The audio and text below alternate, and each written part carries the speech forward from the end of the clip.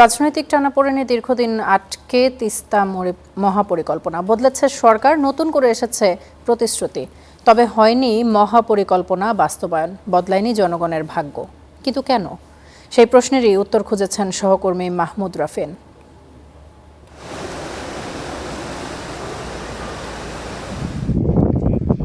ছবি কথা বলে, ছবি বুঝিয়ে দেয় তিস্তা পারের জীবনের বৈচিত্র্য।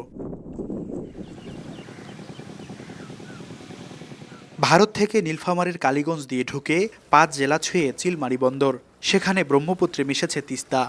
নীলফামারী, লালমনিরহাট, রংপুর থেকে কুড়িগ্রাম, গাইবান্ধা, উত্তর জনপদের প্রাণ যেমন এই তিস্তা, তেমনি এই অঞ্চলের দুর্ভোগের কারণও উজান থেকে নেমে আসা সর্বভোগ জলধারা।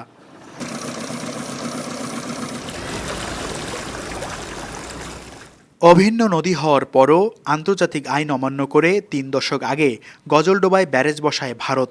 শুরু হয় একতরফা পানি প্রত্যাহার।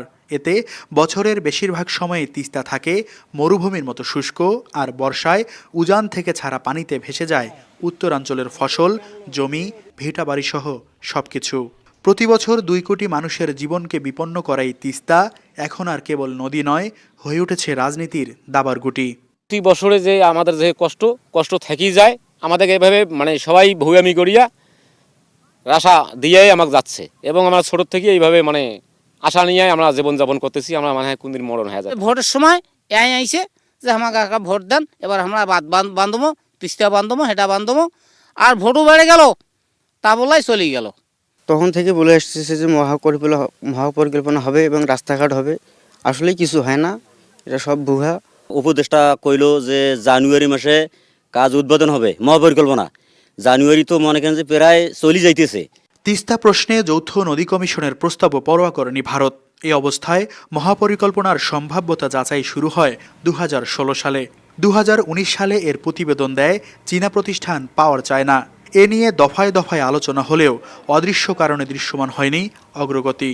কথা রাখেনি কোনো সরকার। ৫৪ বছরে কেউ মনে করে নেই যে তিস্তার এই অংশটাকে কাজে লাগিয়ে মানুষকে রক্ষা করা, দেশের অর্থনীতিকে গতিশীল করা, কর্মসংস্থান সৃষ্টি করা, এই অঞ্চলকে রংপুর বিভাগের 5টি জেলাকে একটি জায়গায় নিয়ে আসা। এমনিই তো রংপুর বিভাগ বৈষম্যের নিম্নতর স্তরে। জুলাই আন্দোলনে হাসিনা সরকারের পতনের পর এখন আবারও আলোচনায় তিস্তা মহাপরিকল্পনা।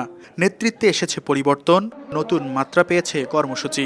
তটরেখার ১০০ কিলোমিটার জুড়ে মশাল মিছিল, অবস্থান বা বিক্ষোভ কর্মসূচি বাদ যায়নি কিছুই। আমাদের প্রকল্প দলিলে লেখা আছে কাজ শুরু হবে জানুয়ারি ২০২৬-এ। কিন্তু সেটাও দৃশ্যমান করতে পারেনি অন্তর্বর্তী সরকার। কিন্তু কেন? রংপুরটা একটা রাজনীতির পার্ট, এই অর্থে যে এটা গরিব এলাকা, এটা থাকুক। এখানকার আমরা অনেকদিন বলেছি এখানকার কোনো অর্থমন্ত্রী নাই, এখানকার এই অর্থে নাই যে কাজ করার জন্য। আমরা বলতাম যে এখানকার কোনো সরকারই নেই। রংপুর এখনো বাংলাদেশের ভিতরে প্রবেশই করতে পারে নাই। বৈশ্বিক চাপ আর দেশীয় রাজনীতির ঘেরাটোপে এখনো বন্দী তিস্তা পারের মানুষ। তাই কারো মুখাপেক্ষী না হয়ে নিজস্ব অর্থায়নেই মহাপরিকল্পনার কাজ শুরুর তাগিদ চলমান আন্দোলনকারীদের।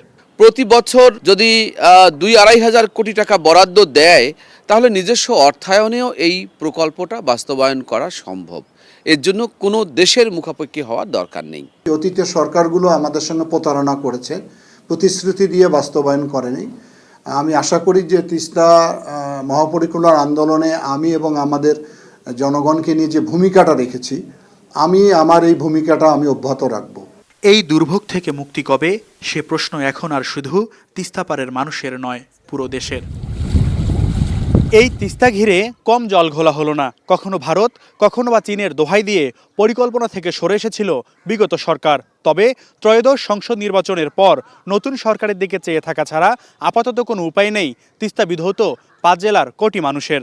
মাহমুদ রাফিন, স্টার নিউজ, রংপুর।